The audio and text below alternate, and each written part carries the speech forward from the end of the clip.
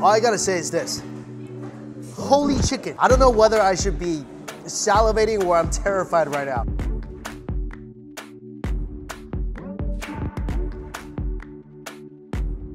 More sauce. More sauce?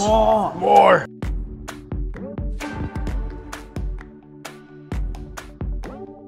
All right. Another scoop. You want another? Yeah, another scoop.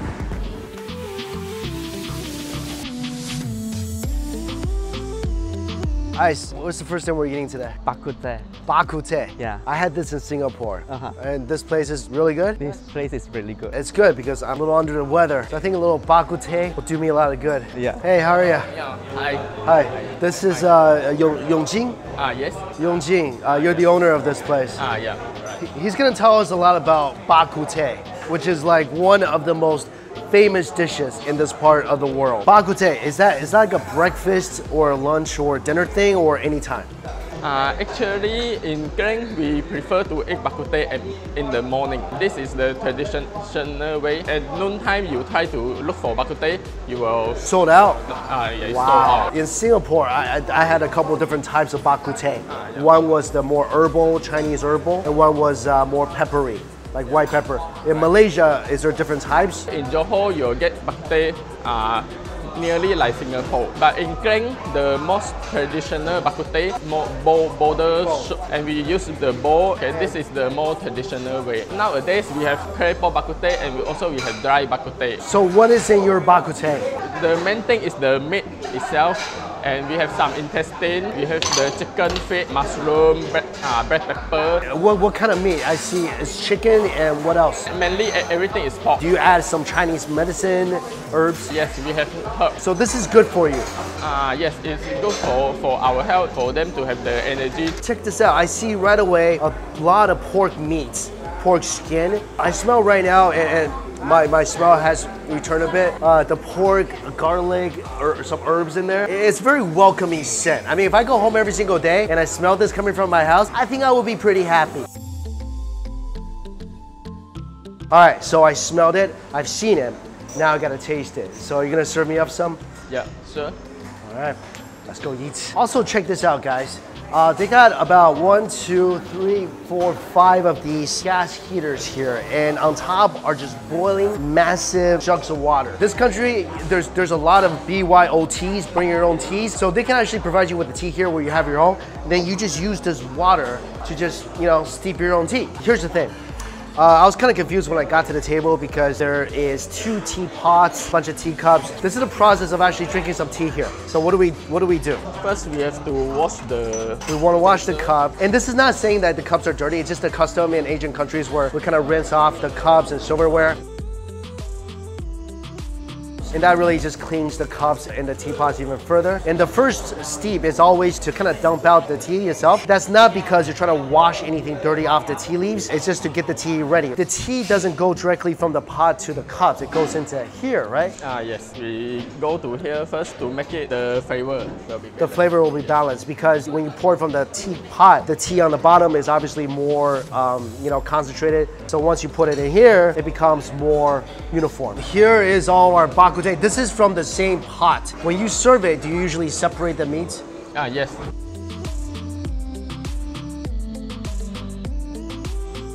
Why do you separate it? It has different parts. Like this one is the big bone, small bone. Is there a process of eating this? How do we go about it? Traditional bak kut teh, we'll try to have some soup first, and then we have the meat together with the soup together with our rice. You have some fried onions on top of your rice. Love that. Do you usually share everything or? Each person one bowl. So it looks oily, but you don't add any oil to this. We are not adding any oil. And bak kut teh doesn't actually have any tea in there. No tea inside. It doesn't taste oily. It just tastes really meaty, slightly herbally. It's very smooth. Pork skin is usually really bouncy and kind of resilient. Look at this. It's just falling apart. Got some skin, got some fat. I love this. This is really different than the bak kut teh I had in Singapore. I mean, in Singapore, you either have the really herbally kind, or you have the really peppery kind. This is just like porky soup. It's slightly herbally, but I can't really taste that too much. So I see some chilies and garlic in front of me. What do we do with that? If you like both, you can mix both together. Then we put some soy sauce. Having this, we can have some tea because it's a good combination. You cannot, while eating this, ever drink soda. Like cold water, nothing. Because that's gonna go to your stomach and kind of congeal all the fat and oil that you've been eating. I love this mixture. Spicy always goes good with pork. If you want to elevate your dish, you need some of the chili, you need the garlic. Man, that's gonna make everything so much awesomer. It's already awesome, it just becomes awesomer with this.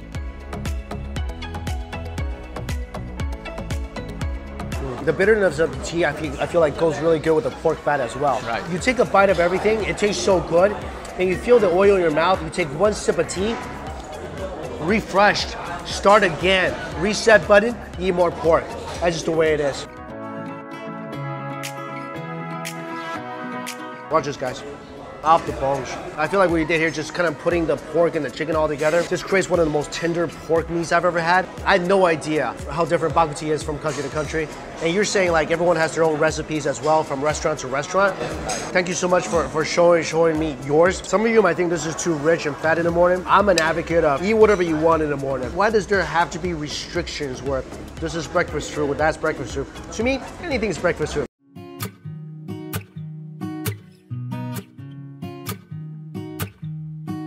Our second stop of the day after some great bak kut teh or 肉骨茶 here is this.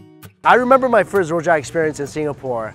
I didn't think it was the best tasting thing. I was kind of confused by it. It's a little sour, it's a little sweet, it's a little spicy, it's a little fruity. So rojak in Malaysia looks kind of different. It's fried? Yeah, it's adding something fried inside. This is one of your favorite places Yeah, and favorite food items. yeah. Well, let's give this thing a try. I mean, I'm open to it. Everything and everybody deserves a second chance, right? Here's the popular place for rojak. Yeah? Yeah. This is a lot of fried stuff, a lot of fish tofu, Yeah. a lot of just tofu in general. No fruits are included here. You said to mix it up, right? Yeah, mix it up. All right, let's try this. Flavor is not what I expected. There's a little spicy, a little sweet. It's not like overly spicy, it's pretty mild flavor.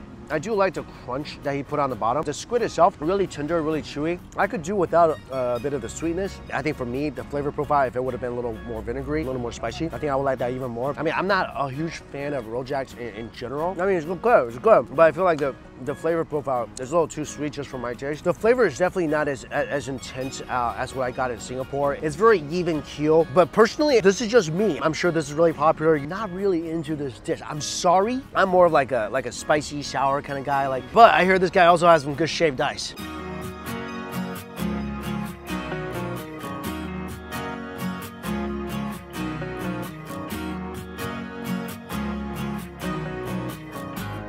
It's so hot here that just from the walk from the truck, which is like 30 seconds, already started to melt. And there's already not that much ice in here. Look at this. It's literally so hot. Ice is already kind of almost melted. Oh, this is good. The jelly is not very jelly-esque. More like a pandan noodle. I like the crunch, a little bit of the chew from the corn. Really not much of the ice left. I wish there was a little more ice in here. But it's sweet. Coconut makes it a little milky. I think if you like the rojak, and apparently this is a really popular place for rojak, eat a rojak, have a shaved ice. Pretty good meal. So where are we going next? We're going to try chili banh mi. Chili banh mi, banh mian. So like a noodle. Noodle. I think we're due for some noodles. I mean, every day you need some noodles. I think this is the time for noodles. This is the next place we're at. We are here at Ken Restaurant. I totally blanked, but when I got here, I realized that a lot of you guys actually give us suggestions to come here. And this is a really popular noodle. Yeah, it is. Here in Kuala Lumpur. This is their recommended dry noodles. So it looks like fried anchovies, ground pork, fried garlic, some onions, and just the most glorious sunshine-looking egg on the top. We're told just to mix it up, give it a try. This is my favorite part. Oh, waterfall to the maximum yolkiness. All right, I think it's mixed to maximum capacity. I love how al dente and chewy the noodles are, first of all. Love the texture. I feel like with noodles like this, you always need a crunch factor, which the anchovies provide perfectly. You know what's genius about this dish is that the egg is not just a flavor ingredient. It's actually used as a delicious adhesive to kind of just stick all the other ingredients and spices to the noodles themselves. And check this out. I think this is the first place I've been to in Malaysia that has like hot oil residue. This is like the bottom part of a hot oil, but in this part, it's fried chilies. Love fried chilies because it's so incredibly aromatic. You want some? Yeah. Another scoop. You want another? Yeah, another scoop. Look at that. Now I feel like this noodles has everything. A little crunch, creaminess of the egg, a little fire from our friend the fried chilies here. What I like about the dry noodles is the fact that the noodles really grab onto so much of the ingredients in the sauce. There's no boring noodle. Every single strand is as delicious as the next. It's like you just watched an episode of Friends. You just feel good. Try a little fish ball. Yeah, that's bouncy. This is a great little appetizer. Although when they first brought the noodles, I was like, hey, what are you gonna do with the other half of the bowl? It's empty. This is actually a pretty substantial meal. This is a flavor bomb right here. Just to give yourself an option of a noodle soup if you want it. I'm gonna put some noodles in my soup a little bit. It's so satisfying. I like it with a little bit of soup, especially because the soup is pretty mild. I think it's a fish-based soup. And this is what I like. Whenever I go to a noodle shop and they ask me, you want your noodles dry or like in a soup? I always want to say bring me both. But this time, like, I kind of have that option without ordering 2 orders. I love it when there are restaurants where their signature dish is literally like chili noodles. So it's like, it's welcome that I put a bunch of chili in my noodles. These noodles, like I said, I love the texture of them. They're so chewy. So their noodles are made here in the restaurant. And I know it's not hand-pulled because it's too uniform, so they probably make it with a machine. But still, the texture is so robust. There should be more dishes in the world that's like chili something. Like chili crab, I loved. Chili noodles, I love. So guys, make some more chili stuff. I think that will make all of us more happy. This was a deliciously satisfying lunch. Well, deliciously satisfying lunch number 3. First lunch, never enough. Second lunch, you're kind of getting there. Third lunch, and we're about to have 4th lunch. Okay. 4th lunch is the most important.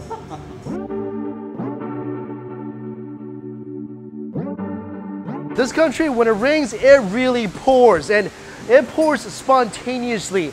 Our next restaurant, we're here for a really special chicken. I don't know what makes a chicken special, but apparently it's really special here.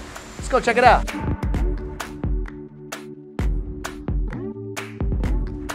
All I gotta say is this. Holy chicken. I don't know whether I should be salivating or I'm terrified right now. It looks like a flamingo. Is this like a roasted flamingo? And I guess it's too late to give a disclaimer that if you're a vegetarian, this is probably not the best thing to see right now. But we're at the Lee Hong Kee restaurant. It's basically a roasted chicken. So you had this before, obviously. Yeah. What are we supposed to do with this? You have to wear some glove on it and then tear off the parts that you want to eat. This restaurant is encouraging you to go all barbaric, embrace your inner caveman side. Yeah.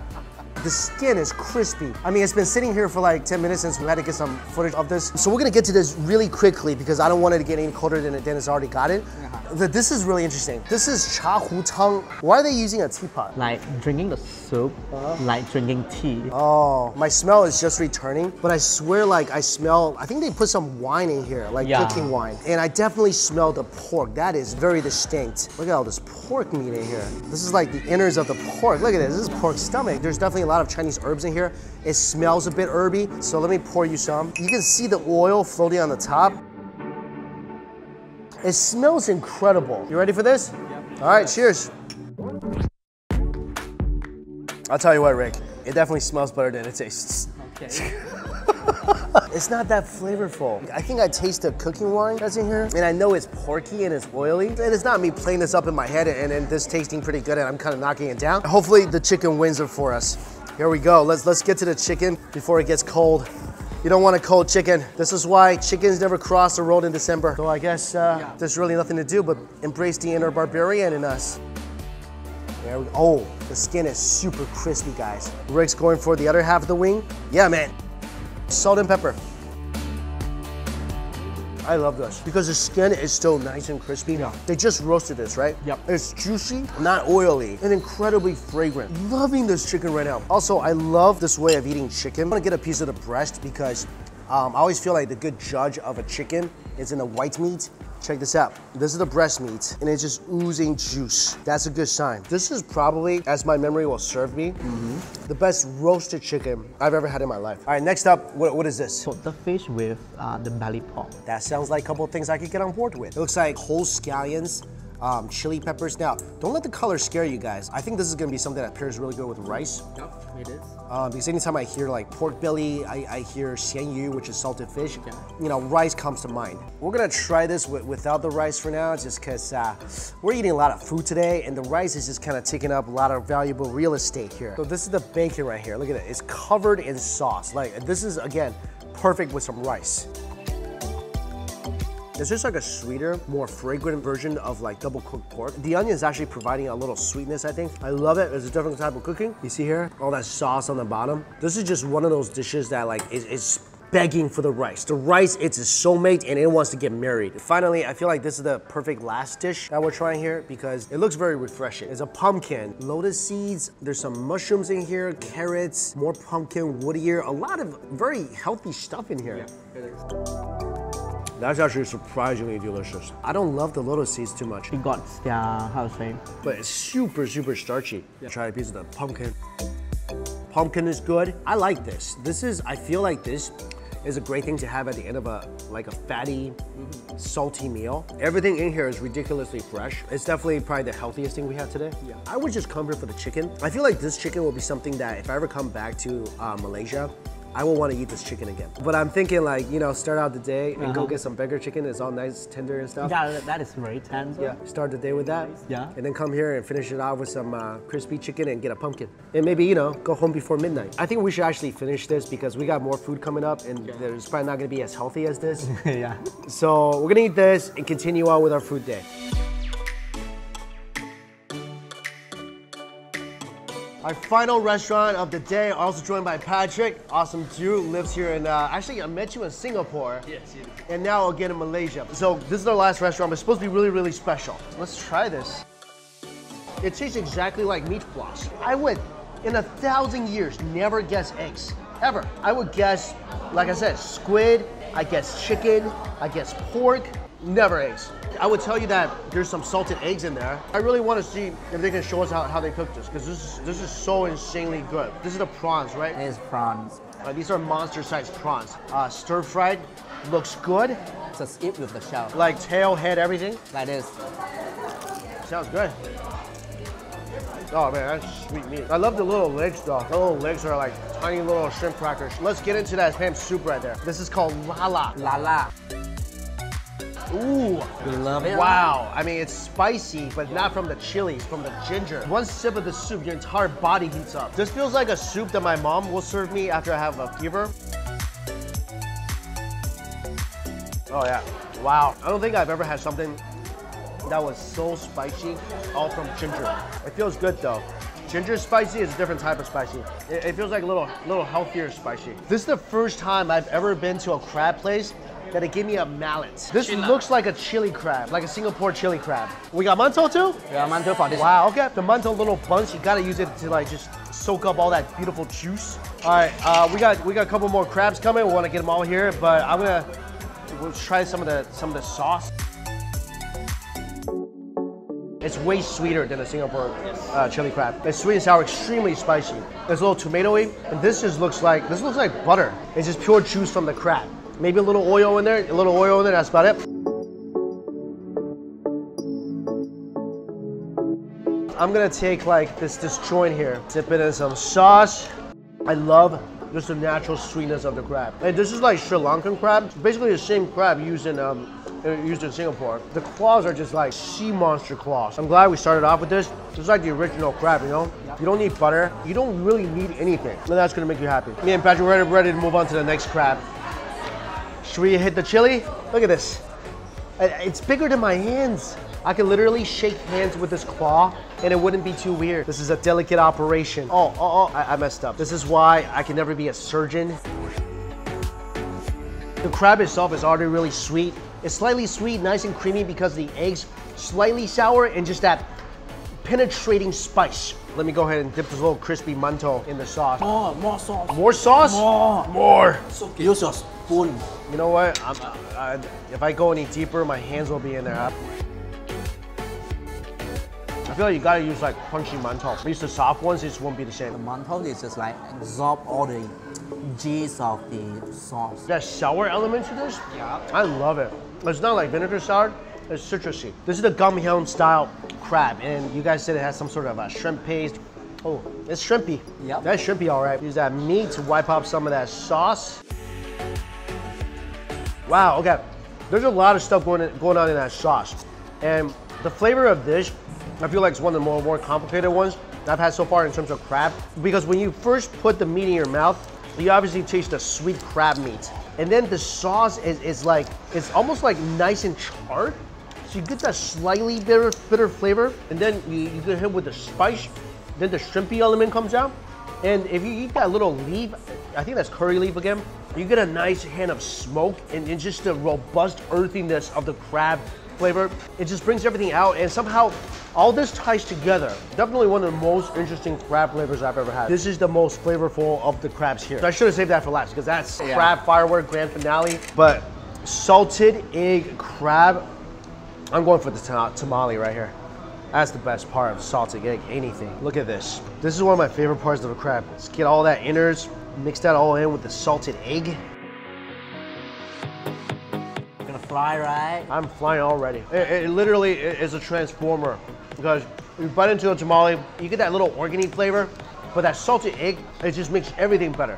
Really, makes rice better, congee better, makes your relationship better, I don't know. But yeah, sure, give your girlfriend or boyfriend a salted egg, they're gonna feel better. I don't know. Someone should try that out and let me know if that's true, but I think so. All of these are very delicious. I think on the order of my preference, it'd be this, spicy sweet, salted egg, and that I love the natural flavor of the crab, but jazz it up a little more, and I'm in love with it. This is a fantastic last meal here in Kuala Lumpur. Last meal. So I'm glad all of you guys can join me for this delicious crab feast. And thanks for Patrick, because this is your recommendation. Thanks for coming. Yeah, no, so you come here all the time, and you take this home with you. Yes, I do. So what do you do? Just sit in front of a movie, sit in front of Netflix, eat a crab? Yes, enjoy the movies with the nice flavors of the crabs. But guys, my first time in Malaysia, and I just want to say, my first impression, every single person I've met so far, it's just been incredibly, insanely nice. But just a fantastic impression of this country so far. We're going to a couple more cities. Like, where are we going next? We're going to Ipoh and Penang. Ipoh and Penang. Cannot wait. There's going to be some great food waiting for us over there. Yeah. Leaving tomorrow morning at like 4 a.m., but super excited. Anyway, guys, we're going to have Ben and Jasmina join our crab feast before it gets too cold. So thank you all so much for watching. Again, thank you all so much for joining me. Until we all eat again. See ya. All right, I told you guys I was gonna find out how they make the egg yolk look like meat floss. I ordered another order of that dish just so I can see how they make it. And don't worry, it's not going to waste. Patrick's gonna take it home. It's gonna get eaten. I really need to know how to make this dish. It looks like they're keeping it a secret because here's the kitchen. You see the dark windows, no entry. But we will access it and we will get to the bottom of this. All right, so there's a lot of oil that's in there right now. Yeah, a lot of oil. And the prawns go in right away. Ooh, oh, that splatters. Oh my God. Wow. That was a lot of water on that prawns. The prawns get flash fried. That took under a minute. More oil goes in. Now we're gonna see the magic. This is the secret here. That's a lot of butter. The egg yolk, it's all beat mixed. Oh, look at that. So it's a little at a time. Oh, look at that. That's how you do it. And you keep stirring it. Chicken powder, sugar, yeah. Curry leaf goes in, yeah. So you gotta keep whipping it around and kind of keeping the eggs separate from each other. That's how you get that nice flossy texture. He's spinning it so fast in the wok and kind of keep beating it until it bubbles and pours over the shrimp. That's how you do it. You see how fast that was? That was like Superman flying around the earth. It's still all bubbly, and when it settles, there it is. At this point, it still kind of looks like egg floss, but I guess after a little bit, it just looks like regular floss. Make sure you drain all the oil.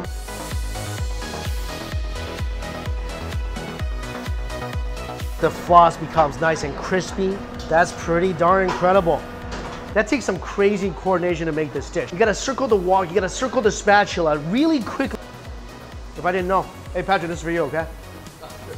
Thanks.